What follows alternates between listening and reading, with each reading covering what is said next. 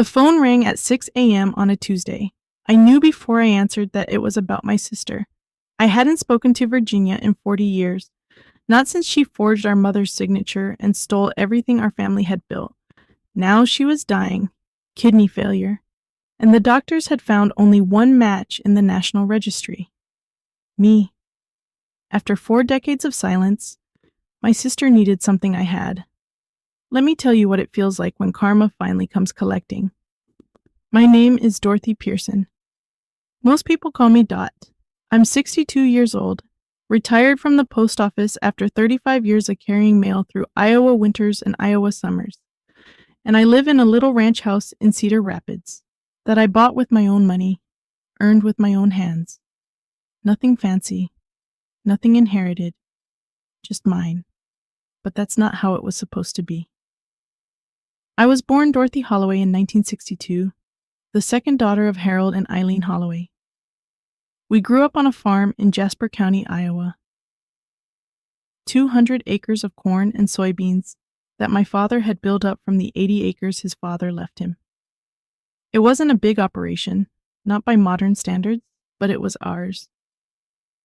4 generations of Holloways had worked that land, been buried in the little cemetery at the edge of the back 40, and passed it down to the next generation. I was supposed to be part of that chain. So was my sister Virginia. Virginia was 4 years older than me, and from the time I could walk, I understood that she was the special one. Prettier, smarter, more charming. My mother called her the golden child, and she meant it as a compliment. Virginia had a way of making people do what she wanted. Teachers, boys, even our stern Norwegian father who never smiled at anyone except her. I was the plain one, the reliable one, the one who did her chores without being asked and got decent grades and never caused any trouble. My mother loved me, I know she did, but she understood me. Virginia, she adored. When I was 17, my father died. A farming accident, the tractor rolled on a slope he'd driven 1,000 times, and he was gone before the ambulance could get there.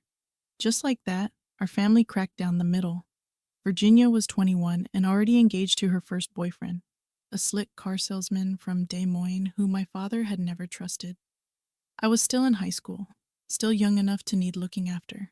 My mother held things together the way farm wives do, through sheer force of will and a refusal to show weakness. She ran the farm herself for the next 5 years, with help from neighbors and hired hands. I stayed to help until I graduated, then moved to Des Moines for a job because there wasn't enough money to send me to college. Virginia had already moved away with her salesman. She rarely visited, she rarely called. By 1984, my mother was dying. Pancreatic cancer. The doctors gave her 3 months, and she made it almost 4 through pure stubbornness. I wanted to come home, to be with her at the end, but she insisted I keep working. "You need that job, Dot," she told me on the phone, her voice already thin and tired. "Don't throw away your future for an old woman who's already got one foot in the grave. Virginia's here. She'll take care of things. Virginia's here." Those words would haunt me for the rest of my life. I drove down every weekend I could afford the gas, but I was 22 and making barely enough to cover rent. Des Moines to Jasper County was 90 minutes each way, and by Sunday night I had to be back for my shift at the factory where I worked the assembly line. Virginia, meanwhile, had moved back into the farmhouse. Her marriage to the car salesman had ended badly. Surprise, surprise. And she had nowhere else to go, so she was there when our mother needed help, there when the lawyers came to discuss the estate, there when decisions were made. I wasn't. My mother died on October 15th, 1984. I got the call at work and drove down immediately, arriving just as the funeral home was taking her body away. Virginia met me at the door with dry eyes and a strange expression I couldn't read. "She went peacefully," she said, "in her sleep." I didn't get to say goodbye. Virginia had been there, and I hadn't. The funeral was 3 days later. Half the county came, farmers and their wives, church ladies with casseroles, old men who'd known my father. They all told me how sorry they were, how my mother had been a good woman, how Virginia had taken such good care of her at the end. I nodded and accepted their condolences and felt something hollow growing in my chest. After the service, we met with my mother's lawyer. Gerald Patterson was an old man who'd handled Holloway business for 30 years, and he looked uncomfortable as he opened the file on his desk. "Girls," he said, "I need to read you the terms of your mother's will."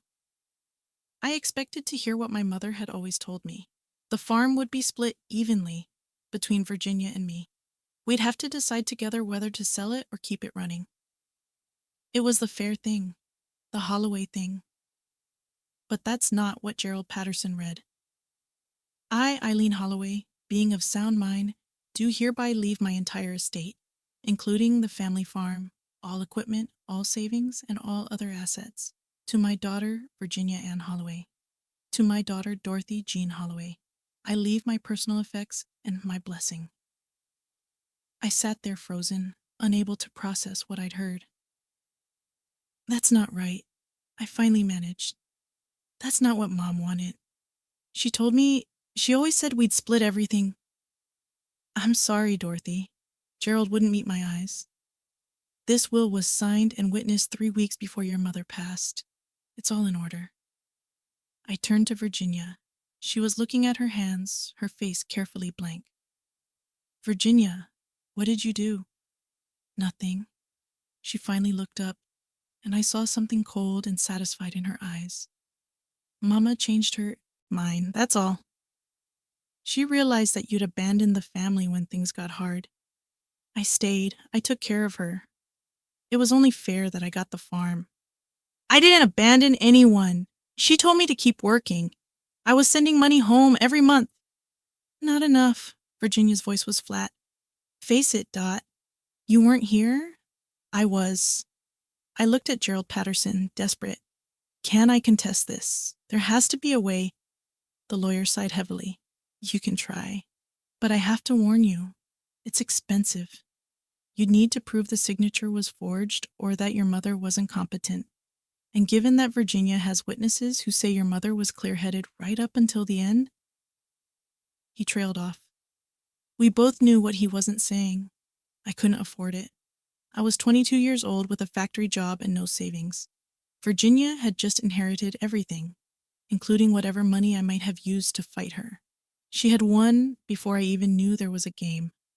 I stood up from that chair, looked at my sister one last time, and said 3 words I meant with every fiber of my being. "We're done, Virginia." Then I walked out of that office, got in my car, and drove back to Des Moines. I didn't see my sister again for 40 years. Now, I walked out of that lawyer's office with nothing but my mother's wedding ring, the one thing Virginia had overlooked.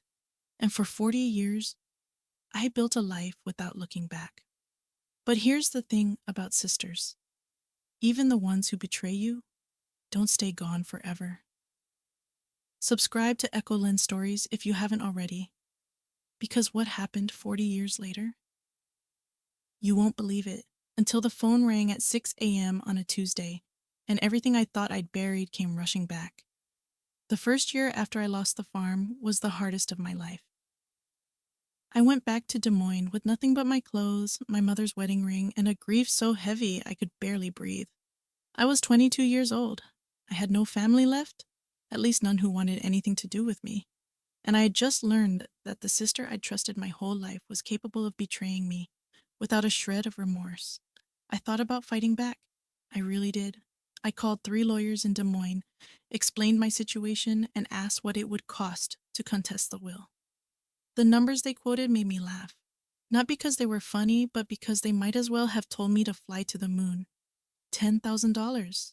Maybe more, for a case I might not even win. I made $6 an hour at the factory. After rent and food and bus fare, I had maybe $20 left at the end of each month. It would take me years to save $10,000. And Virginia knew it. She was counting on it. So I did the only thing I could do. I let it go. Not forgave, never forgave. But I stopped thinking about the farm.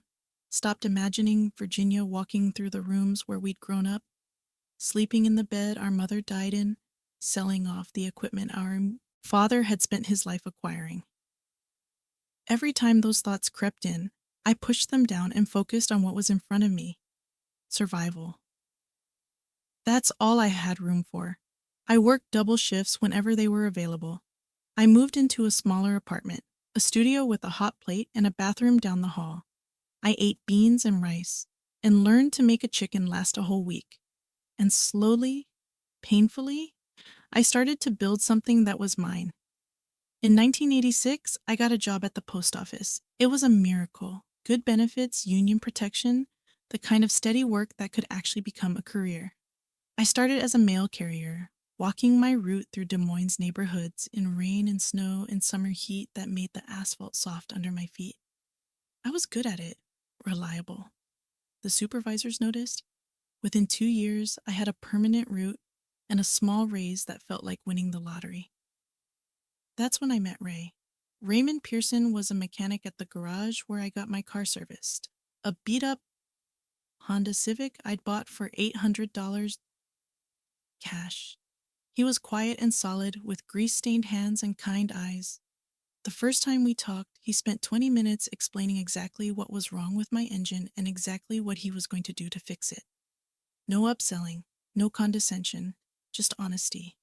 I went back 3 more times for repairs I probably didn't need, just to talk to him. He asked me to dinner on my 4th visit. I said yes before he finished the sentence. Ray wasn't flashy. He wasn't rich. He drove a truck that was older than my Civic and lived in a 1-bedroom apartment that smelled like motor oil and Old Spice. But he was good. Genuinely, simply good.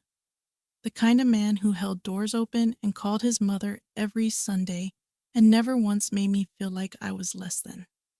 We got married in 1989 in a small ceremony at the courthouse. I wore a blue dress from the clearance rack at J.C. Penney. Ray wore the only suit he owned, slightly too tight across the shoulders. My coworker from the post office was our witness. We had cake at a diner afterward and spent our honeymoon weekend at a motel in the Ozarks. It was the happiest day of my life. We never had children. At first, we couldn't afford them. We were both working so hard just to stay ahead. Then years passed, and it simply never happened. I mourned that for a while, the family I thought I'd have. But Ray and I built a good life together, just the two of us. We bought a little house in Cedar Rapids, fixed it up with our own hands, planted tomatoes in the backyard every spring. We were happy, and through all of it, 27 years of marriage, 35 years at the post office, a lifetime of small joys and ordinary struggles. I never once contacted Virginia. I heard things, of course. Iowa isn't that big, and people talk. I heard she'd married Marcus Mitchell, some businessman from Cedar Falls, and moved into a big house with a pool. I heard she'd sold some of the farm's equipment, but kept the land, leasing it out to neighboring farmers. I heard her marriage fell apart after 4 years when Marcus caught her cheating with his business partner. She got the house in the divorce. I heard she married again, a man named Crane, I think, and that ended too, though I never learned the details. I heard she had 2 children, Tommy and Linda, who grew up in various houses with various stepfathers. And then, in 1991, I heard she sold the farm. 200 acres of Holloway land, 4 generations of history, gone. She sold it to a developer who paid a fraction of what it was worth and turned it into a strip mall, a nail salon, a vape shop, a payday loan place. That's what became of my father's legacy. Virginia walked away with the cash and moved to Minneapolis. I didn't hear much about her after that. Part of me was glad. As long as I didn't know the details, I could pretend she didn't exist. I could focus on my own life, my marriage, my job, my little house with the tomato plants. I could be Dot Pearson instead of Dorothy Holloway, the girl who lost everything. Ray died in 2019. Heart attack, sudden and massive. He was 63 years old, changing a tire in our driveway, and then he was gone. Just like my father, just like everyone I'd ever loved. I buried him in the Cedar Rapids Cemetery and spent the next year learning how to be alone again. The grief was different this time, not sharp and desperate like losing my mother, but deep and steady, a constant ache that lived in my chest and never quite went away. I was 60 years old, retired, a widow in a quiet house with no children, no siblings, no one left who remembered the farm or the girl I used to be. I thought that was the end of my story. Then the phone rang. 6 a.m. on a Tuesday morning. A 612 area code, Minneapolis. I stared at the screen for 3 rings before I finally answered. Is this Dorothy Pearson?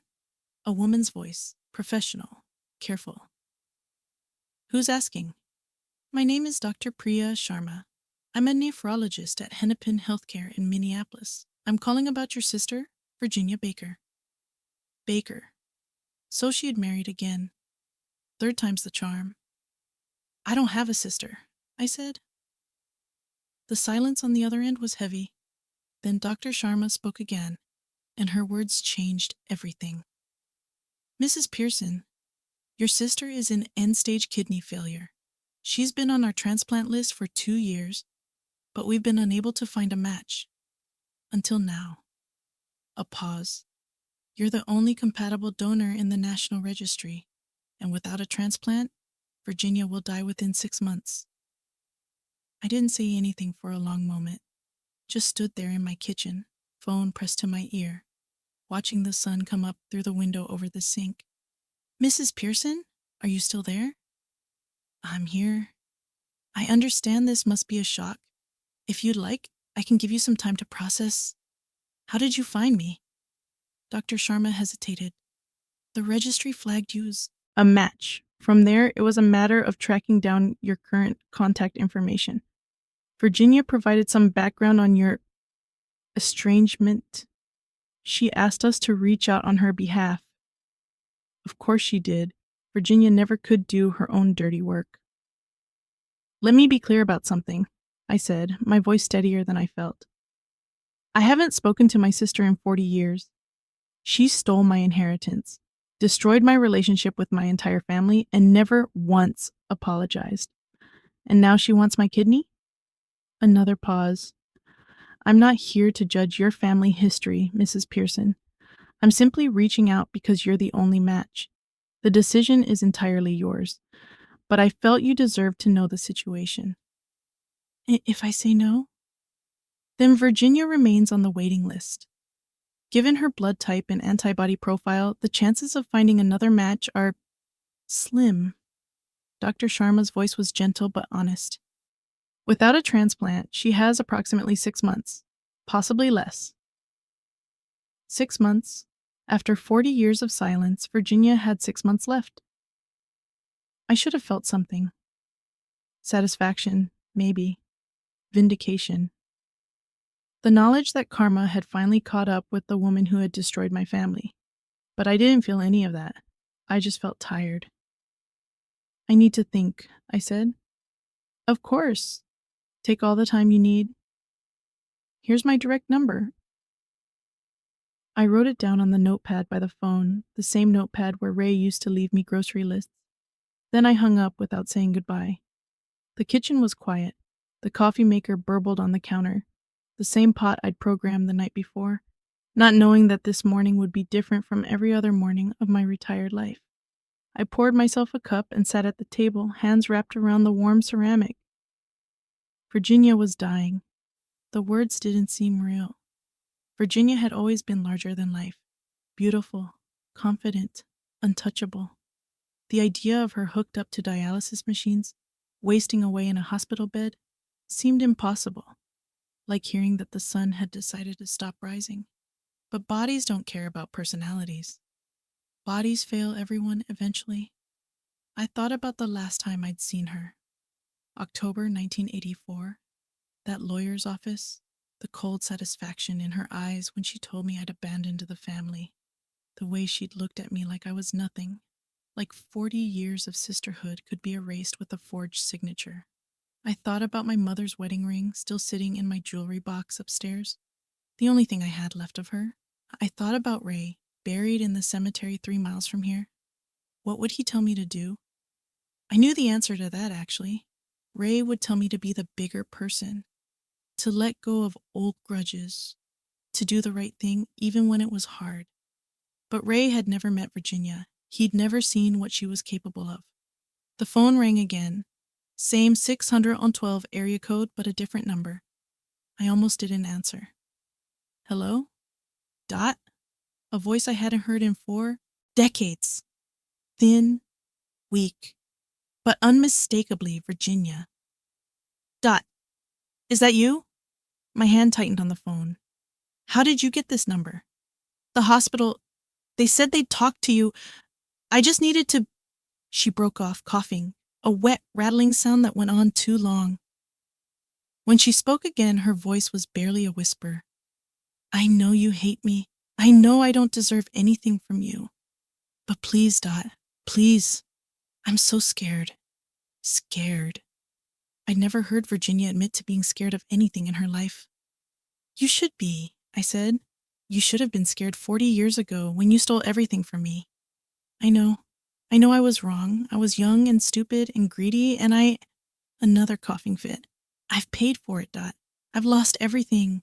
The farm, the money, my marriages, my kids. Tommy and Linda won't even talk to me. I'm alone in this hospital with no one. I have nothing left. And whose fault is that? Silence, then very quietly. Mine. It's all my fault. I know that. I waited for the anger to come, the righteous fury I'd nursed for 40 years, the fantasy of finally telling Virginia exactly what I thought of her. But sitting in my kitchen at 6:30 in the morning, listening to my sister's labored breathing on the other end of the line, all I felt was hollow. The farm, I said. Tell me what happened to the farm. Virginia made a sound that might have been a laugh or a sob. I sold it. In 91, I needed money. Marcus took everything in the divorce, and I had creditors calling every day. The developer offered cash, and I took it. How much? 300,000. I closed my eyes. 300,000. For 200 acres of Iowa farmland, that would be worth 10 times that today. Our father's legacy, sold for nothing. What did you do with the money? I invested it in my second husband's business. A bitter edge crept into her voice. He was going to make us rich, Dot. That's what he said. Instead, he lost everything and left me with the debt. And husband number 3? Craig. He tried. A long pause. He died 2 years ago. Cancer. That's when my kidney started failing. The doctor said it was stress. Or maybe just bad luck. Bad luck. Virginia had spent her whole life making her own luck, at other people's expense. Now luck had finally turned on her. I'm sorry about Craig, I said, surprising myself. Are you? I'm not a monster, Virginia. I never was. The line was quiet except for the sound of my sister breathing. Then, will you come see me? Before you decide? I need to see your face. I need to apologize properly. Please, Dot. I stared at the notepad where I'd written Dr. Sharma's number. At Ray's handwriting, still visible on the page underneath. Milk, eggs, bread. A ghost of our ordinary life together. I'll think about it, I said. And I hung up before she could say anything else. I didn't sleep that night. Or the next. I lay in bed staring at the ceiling, listening to the sounds of my empty house, the refrigerator humming, the furnace clicking on and off, the creak of settling wood. All the noises that used to be background music to my life, with Ray, now felt like accusations. Like the house itself was asking what I was going to do. On the third day, I drove to the cemetery. Ray's grave was on a little hill overlooking a pond where geese gathered in the spring. I'd chosen the spot because he loved watching birds. Said it was the only time his mind went quiet. I sat on the bench I'd had installed and talked to him the way I always did. Out loud, not caring if anyone heard. Virginia called, I said, after 40 years. She's dying, Ray. Kidney failure, and I'm the only match. The wind rustled through the oak trees. A goose honked somewhere in the distance. I don't know what to do. Part of me wants to let her suffer the way she made me suffer. Part of me thinks that's exactly the kind of person she'd want me to become. I picked at a thread on my jacket. You'd tell me to forgive her. I know you would. You'd say holding on to anger is like drinking poison and expecting the other person to die. I smiled a little, remembering how Ray used to say that. He'd heard it somewhere, a church sermon, maybe, or one of those self-help books he pretended not to read. And it became his answer to everything. But you never met her, Ray. You never saw what she did to me, to our family. How do I forgive someone who never asked for forgiveness, who only called because she needs something from me? The geese took flight, their wings beating against the air as they rose toward the gray sky. I watched them until they disappeared. I miss you, I whispered. I wish you could tell me what to do. But Ray was gone, and this decision was mine alone. That afternoon, I did something I'd been avoiding for 20 years. I looked up Virginia's children. Tommy Holloway was easy to find. He was 42 now, living in Chicago, working as an electrician. His Facebook profile was mostly pictures of job sites and a golden retriever named Biscuit. No wife, no kids, no mention of his mother. I'd reached out to him 10 years ago, not long after I'd retired. I don't know what made me do it. Maybe loneliness, maybe curiosity about the niece and nephew I'd never known. I sent him a message explaining who I was, expecting nothing. To my surprise, he wrote back. We'd been corresponding ever since. Not frequently, a few messages a year, the occasional phone call. Tommy had been 13 when Virginia sold the farm, old enough to remember the chaos of his mother's second divorce, the parade of stepfathers, the constant instability. He'd joined the army at 18 to get away from her and never really went back. She's not a bad person, he told me once, early in our correspondence. She's just broken. Something's missing in her, some piece that other people have. I didn't tell him about the inheritance, didn't want to poison him against his mother, any more than life already had. But I listened to his stories, and I started to understand that Virginia's cruelty hadn't stopped with me. She'd spread it around to everyone she touched. Now I called him directly for the first time in months. Aunt Dot? His voice was surprised but warm. Is everything okay? I need to talk to you about your mother. Silence. Then, what did she do now? She's dying, Tommy. Kidney failure. She's been on dialysis for 2 years. More silence. I heard him exhale slowly. I didn't know. She stopped calling me about 5 years ago. I figured she'd moved on to someone else. She called me yesterday, looking for a kidney. Wait, you? Why would she? I'm the only match in the whole national registry. Just me. Tommy let out a sound that was half laugh, half groan. Of course you are. Of course. She spends her whole life burning bridges, and the one person who could save her is the one she wronged the most. That's karma for you. Is it? I asked quietly. Or is it a test? What do you mean? I don't know. I rub my eyes, exhausted. I keep thinking, what if this is the universe's way of asking me who I really am? Do I let her die because she deserves it? Or do I save her because I'm better than she is? Tommy was quiet for a long moment. Aunt Dot, you don't owe her anything. Not one single thing. She stole your inheritance, turned your own mother against you. Never apologized. She apologized on the phone. Because she needs your kidney. That's not a real apology. That's negotiation. He wasn't wrong. I knew he wasn't wrong. And yet...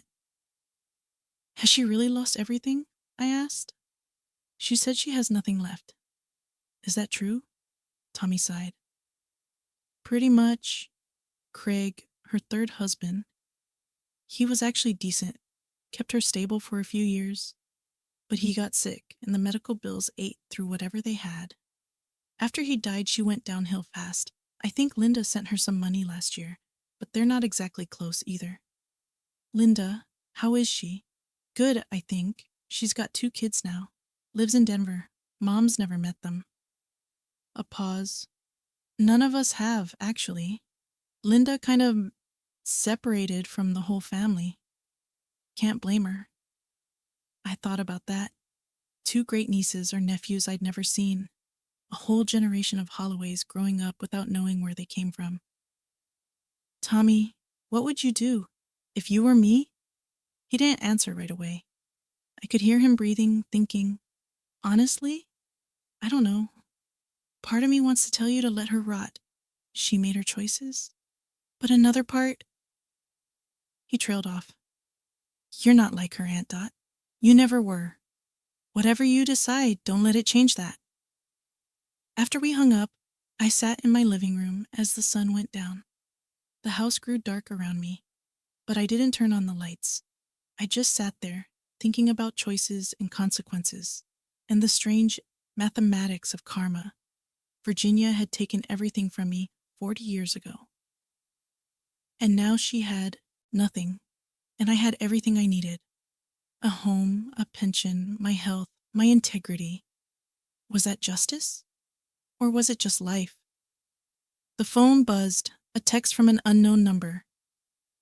Mrs. Pearson, this is Dr. Sharma. I wanted to let you know that Virginia's condition has worsened. She's been moved to intensive care. If you're considering donation, we would need to begin testing within the next 2 weeks. Please let me know your decision when you're ready. 2 weeks? The universe was tightening its grip. I stared at the text for a long time. Then I typed 2 words. I'm coming. The drive from Cedar Rapids to Minneapolis took 4.5 hours. I left at dawn, the highway stretching empty and gray ahead of me, cornfields giving way to suburbs, giving way to the city skyline on the horizon. I'd made a playlist for the drive, old country songs Ray used to love, but I turned it off after the first hour. The silence felt more appropriate. I hadn't told Virginia I was coming. Hadn't told anyone except Tommy, who offered to fly in and meet me. I said no. This was something I needed to do alone. Hennepin Healthcare was a sprawling complex of buildings connected by walkways and parking ramps. I found the nephrology unit on the 4th floor of the main tower and stood outside the elevator for 5 full minutes before I could make myself move. Dr. Sharma met me at the nurse's station. She was younger than I'd expected, mid-40s, dark hair pulled back in a practical ponytail, tired eyes that had seen too much suffering to be surprised by anything. Mrs. Pearson, thank you for coming. She shook my hand firmly. I know this can't be easy. It's not. Before you see her, I want to prepare you. Virginia's condition has deteriorated significantly since we spoke. She's conscious but weak. The dialysis is keeping her alive, but it's not sustainable long-term. Dr. Sharma paused. She's also been experiencing some confusion. It's common in end-stage renal disease. She may not be entirely coherent. I understand. The doctor led me down a hallway that smelled of antiseptic and something else. Something organic and unpleasant that hospitals can never quite mask. We stopped outside room 412. Take as much time as you need, Dr. Sharma said. I'll be at the station if you have questions. Then she was gone, and I was alone with the closed door. I stood there for a long moment, my hand hovering over the handle. 40 years. 40 years of silence, of anger, of carefully constructed walls designed to keep Virginia and her betrayal out of my mind. And now I was about to tear all of it down. I pushed open the door. The room was dim, blinds drawn against the morning sun. Machines beeped and hummed around a hospital bed, where a woman lay propped on pillows, tubes running in and out of her arms, her face turned toward the window. I barely recognized her. Virginia had always been beautiful. Golden hair, bright eyes, a smile that could charm anyone. The woman in that bed was a ghost of that person. Gray skin stretched over sharp bones, thinning white hair spread across the pillow. Hands that had once gestured so gracefully now lay motionless on the blanket, the veins standing out like rivers on a map. She turned her head slowly, as if the movement cost her something precious. Dot? Her voice was a whisper, a breath. Hello, Virginia. I walked to the chair beside her bed and sat down. Up close, she looked even worse.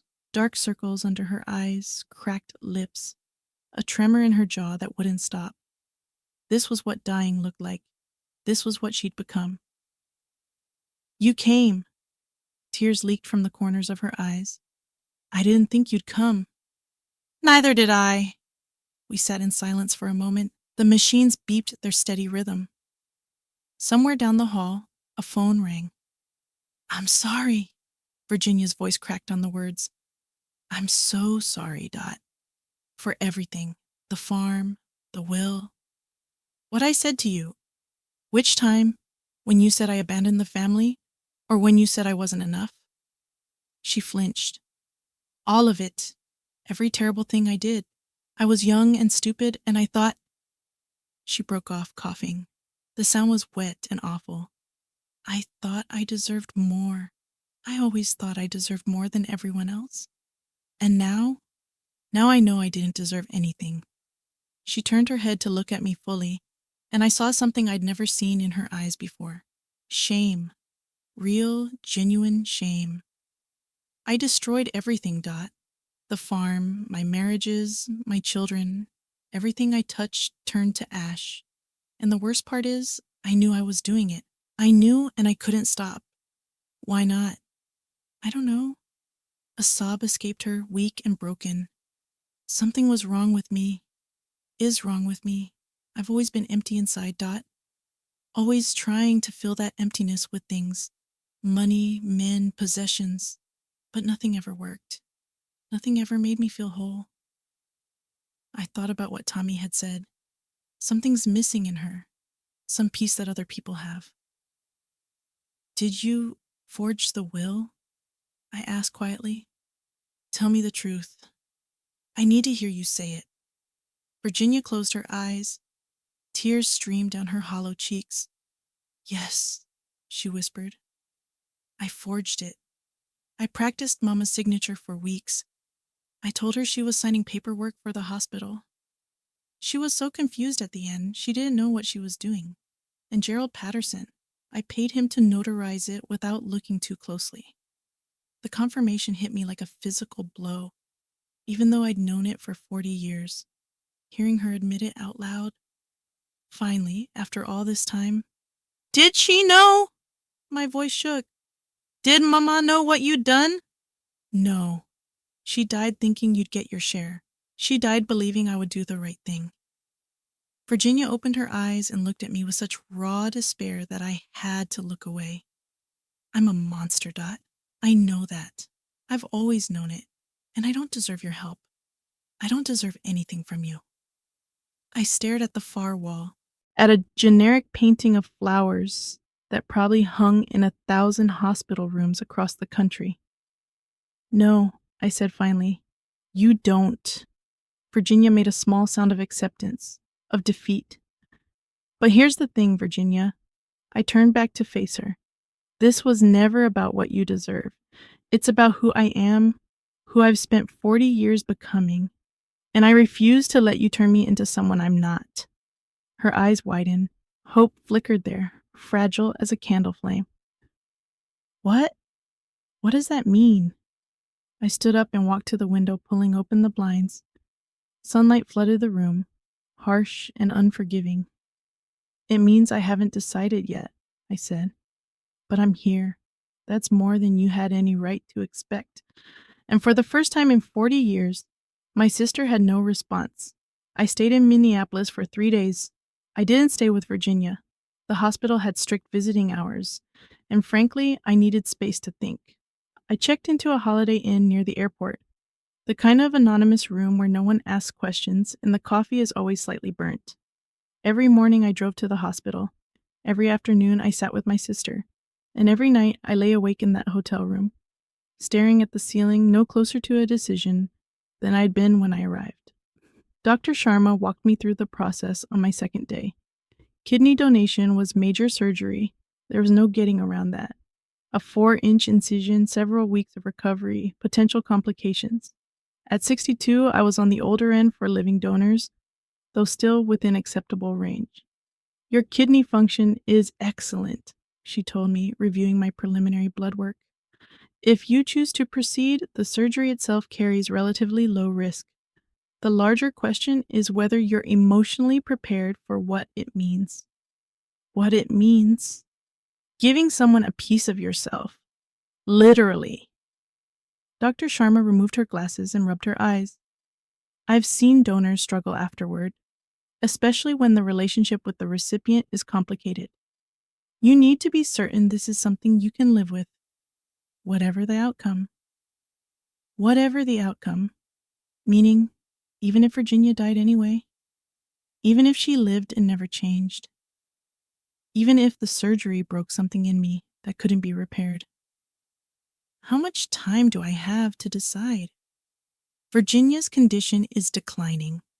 If we're going to do this, we need to begin the full evaluation process within the week. She paused. But Mrs. Pearson, if you're not ready, if you have any doubts at all, it's better to say no now than to agree and regret it later.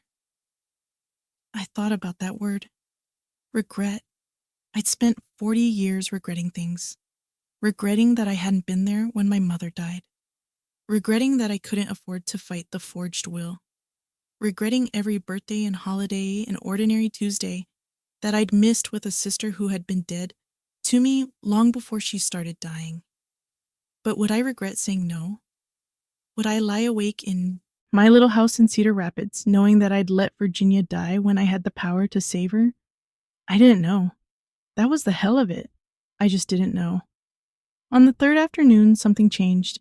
I was sitting in Virginia's room, reading a magazine I'd grabbed from the waiting room when her phone rang. She was too weak to answer it herself, so I glanced at the screen. Linda, her daughter, the one who'd moved to Denver, who had 2 children Virginia had never met. I looked at Virginia, asleep and frail against the pillows, then back at the phone. Before I could think better of it, I answered, "Hello." Silence. Then, "Who is this? Where's my mother?" "This is Dorothy Pearson, your aunt." Another pause. "Aunt Dot? I thought you and Mom, we haven't spoken in 40 years. I know." I stood and walked to the window, keeping my voice low. "I'm here because your mother is dying. She needs a kidney, and I'm the only match." Linda inhaled sharply. "She told me she was fine. She said the dialysis was working." She lied. A bitter laugh. "Of course she did. She always lies." I let that sit for a moment. Outside the window, cars moved through the parking lot, people going about their ordinary days. "Linda, can I ask you something?" "Sure." "Do you love her? Your mother?" The silence stretched so long I thought she'd hung up. Then, "I don't know. I used to, I think. When I was little, before I understood what she was really like. But then I grew up and saw how she treated people, how she used them, how she threw them away when they weren't useful anymore."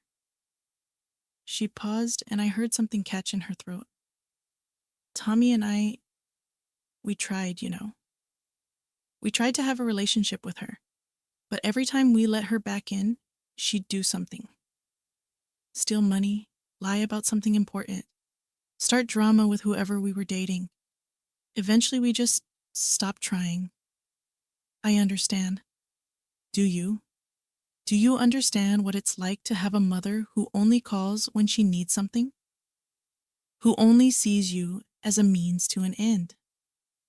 I thought about Virginia's voice on the phone that first morning. "I'm so scared."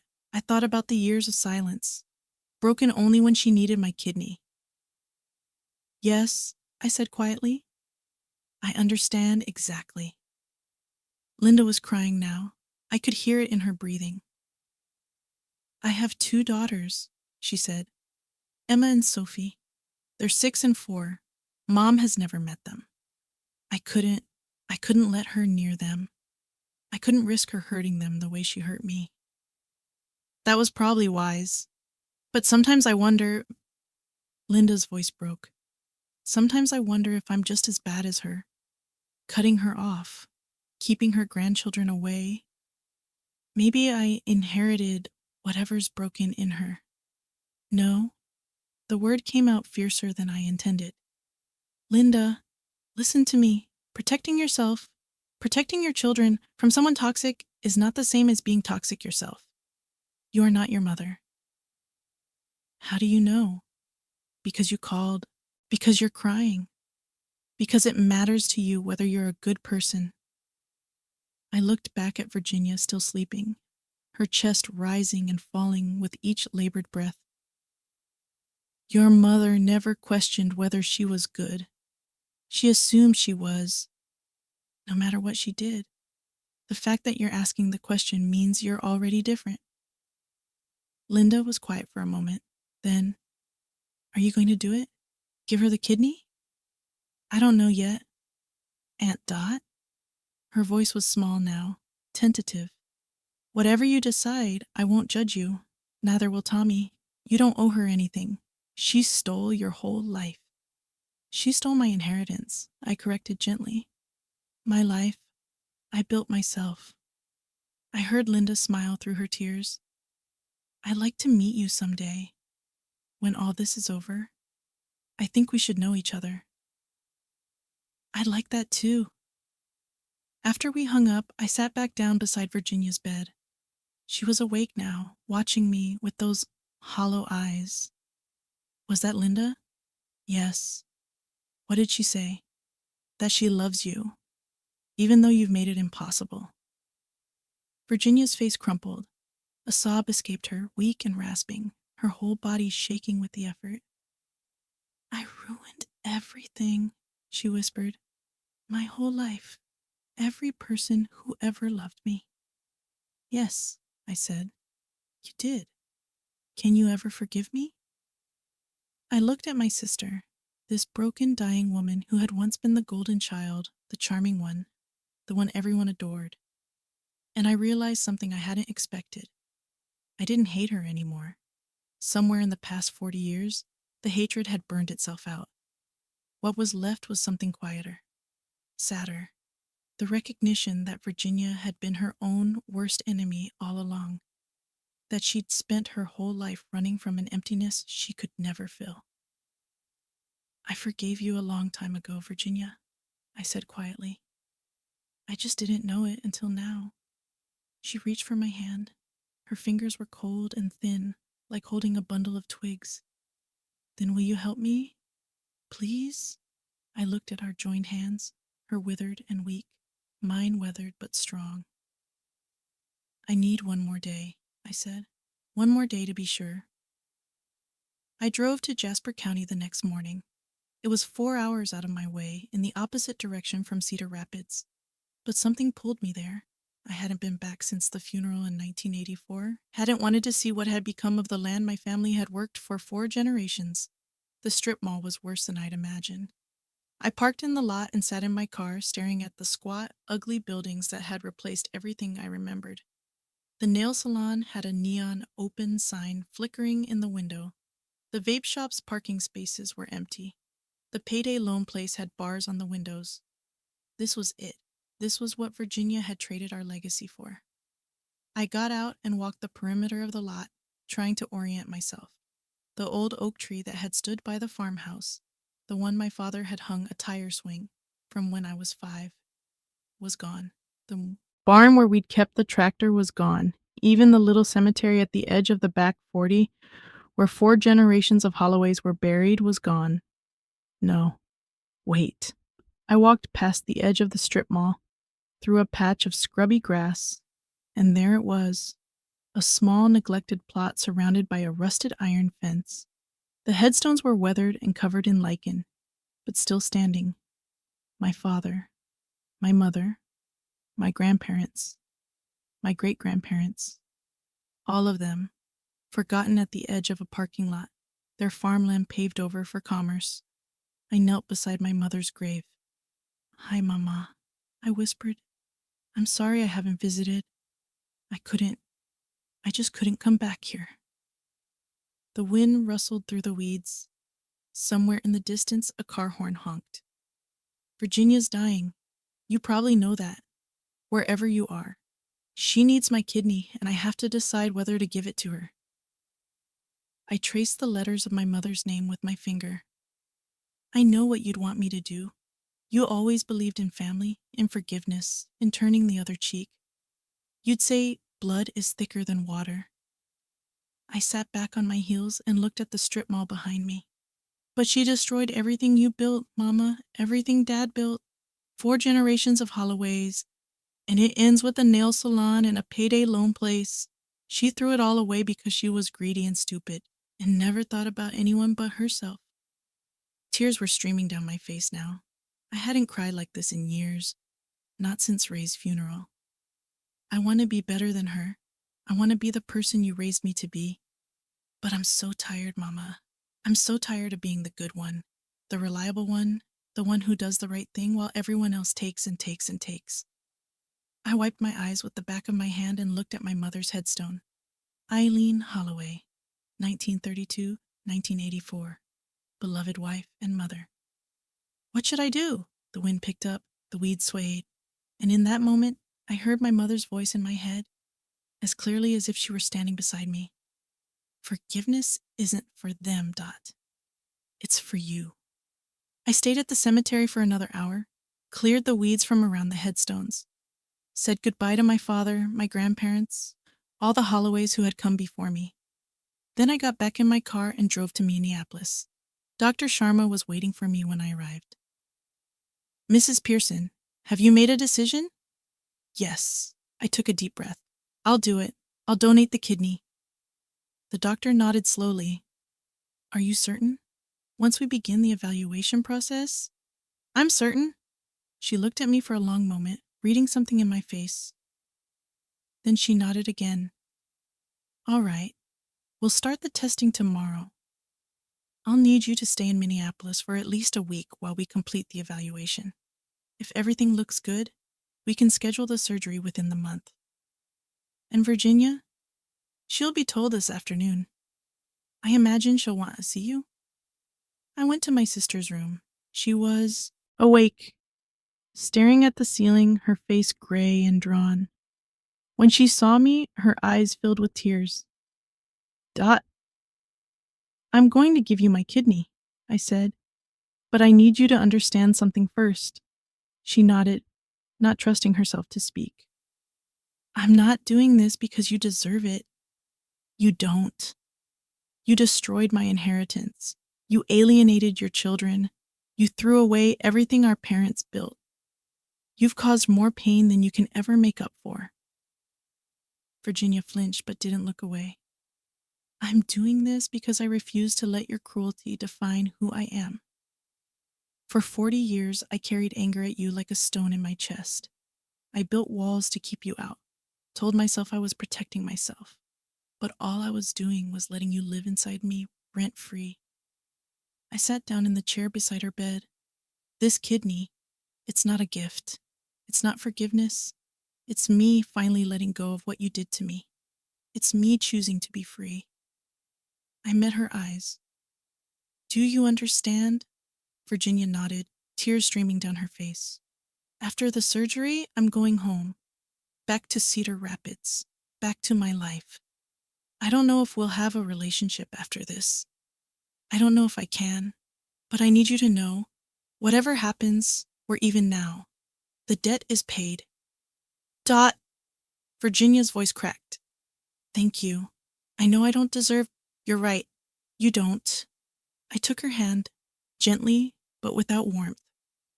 But this isn't about what you deserve. It's about who I choose to be. And I choose to be someone who can look in the mirror without flinching. Virginia squeezed my fingers weakly. I'll spend the rest of my life trying to earn this. You might, I said. We'll see. I stood up and walked to the door. Then I paused and looked back at my sister.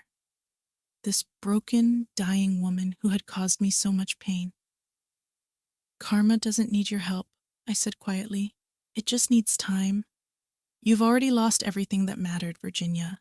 The farm, your children, your health. I don't need to punish you. Life already did. And with that, I walked out to begin the testing that would save my sister's life and finally set me free. The surgery was 6 weeks ago. I'm sitting on my back porch in Cedar Rapids now, watching the tomatoes ripen in the garden Ray and I planted together all those years ago. The scar on my side is healing nicely. A 4-inch reminder of what I gave and what I let go. The doctors say I'll be back to normal within a few months, maybe better than normal. Now that I'm not carrying 40 years of anger in my chest, Virginia survived. The transplant was successful. Her body accepted my kidney without complication, and within 2 weeks her color started coming back. Dr. Sharma called it a textbook case. A miracle, really, given how close Virginia had been to the end.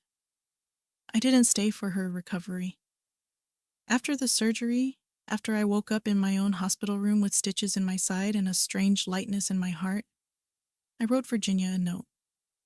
Just a few words on hospital stationery, nothing fancy. We're even now.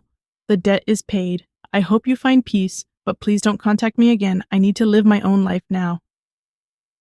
Dot. I left it with the nurse and checked myself out 2 days later. Drove back to Cedar Rapids with the windows down and the radio playing, feeling something I hadn't felt in decades. Free. I felt free. Some people might not understand that. They'd say I should have stayed, should have rebuilt the relationship, should have used this second chance to become sisters again. And maybe that would have been the storybook ending, the kind of resolution that ties everything up with a pretty bow. But life isn't a storybook, and some wounds run too deep for pretty bows. I gave Virginia my kidney. I saved her life. That was enough. That was more than enough. Anything beyond that would have been me sacrificing pieces of myself I'd spent 40 years building. And I wasn't willing to do that. Not for her, not for anyone. But here's the part of the story I didn't expect. 3 weeks after I got home, there was a knock at my door. I opened it to find a young woman standing on my porch. 38 years old, dark hair like mine, eyes that reminded me so much of my mother that I had to catch my breath. Aunt Dot? She was clutching a bouquet of flowers, her hands trembling slightly. I'm Linda. We talked on the phone. Behind her, 2 little girls were climbing out of a minivan in my driveway. One was maybe 6, the other about 4. They had pigtails and matching pink dresses, and the kind of boundless energy that only small children possess. These are my daughters, Linda said, her voice cracking. Emma and Sophie. I wanted them to meet you. I wanted us to be a family, a real family, if you'll have us. I stood there in my doorway, this woman I'd never met offering me something I'd given up hoping for decades ago. A connection, a legacy, a reason to believe that the Holloway name could mean something good again. Come in, I said. I just made lemonade. They stayed for 3 days. We talked about everything. Linda's childhood, her struggles with Virginia, her decision to cut her mother off to protect herself and her girls. She showed me pictures of her life in Denver. I showed her the photo albums I'd kept, the ones with pictures of the farm and our parents, and of Virginia so young she hadn't yet learned how to be cruel. She wasn't always like this, I told Linda, pointing to a picture of Virginia at 16 laughing on the tire swing.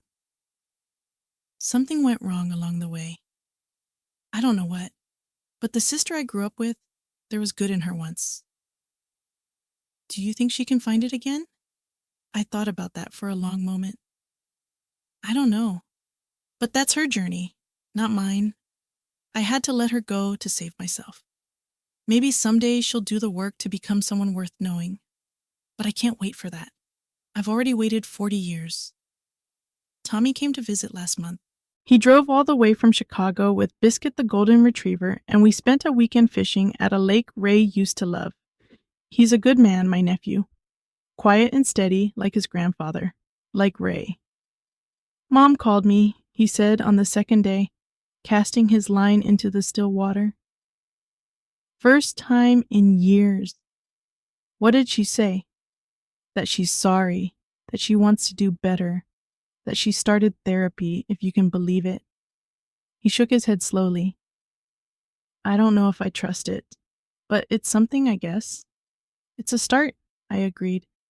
Whether it goes anywhere, that's up to her. As for Virginia herself, I've heard bits and pieces. She's out of the hospital, living in a small apartment in Minneapolis. The kidney is working well.